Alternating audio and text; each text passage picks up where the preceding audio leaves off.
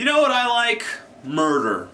Everyone watching this video has wanted to commit murder at some time or another. Like just yesterday, I went to a Chinese buffet and I paid for it with my credit card, and the waitress brought the card back to my table and she's like, "No work!" I'm like, oh, the magnetic strip on the back is just worn out.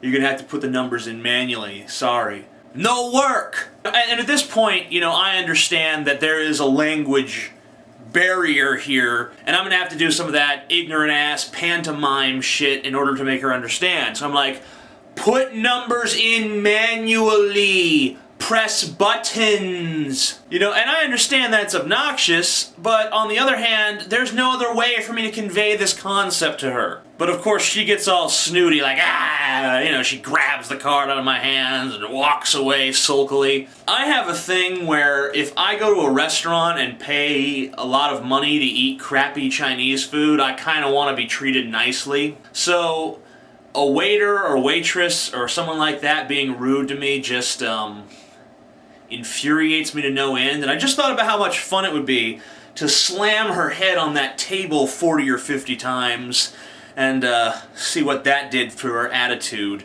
And I, of course, possess the understanding that murder is wrong and human life has some inherent value and all that. But if I didn't have that, and I didn't have any sort of fear of social reproach or anything like that, then maybe I would have slammed her head against the table a few times. And my point is that all of us on that visceral level have those thoughts creep into our minds from time to time, especially those of us with testosterone.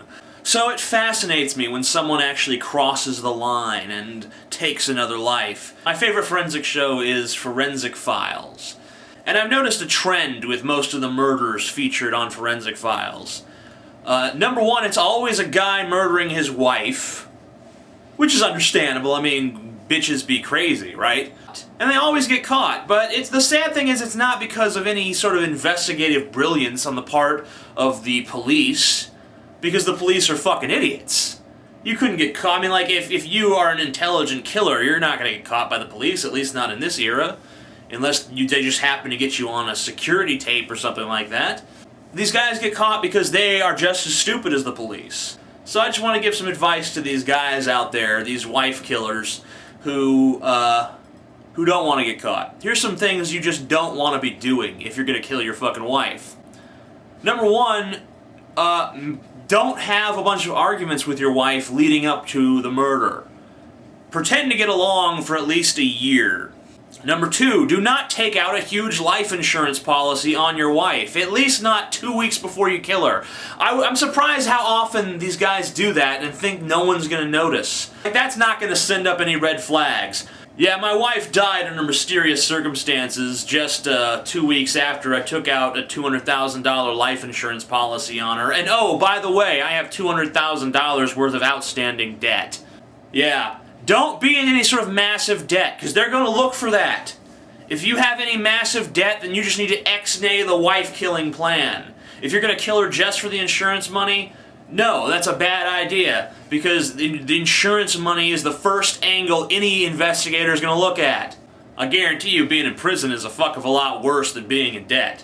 Don't be having an affair on the side. If you want some new pussy, first of all, I don't understand why a divorce wouldn't be sufficient, but assuming you have, like, stuff that you don't want her taking in the divorce, or you want custody of the kids and you know that she'd win, or something like that, don't have another girl on the side when you kill her, because that's another angle the police are going to be looking at. They're going to be like, oh, you have another girlfriend, huh?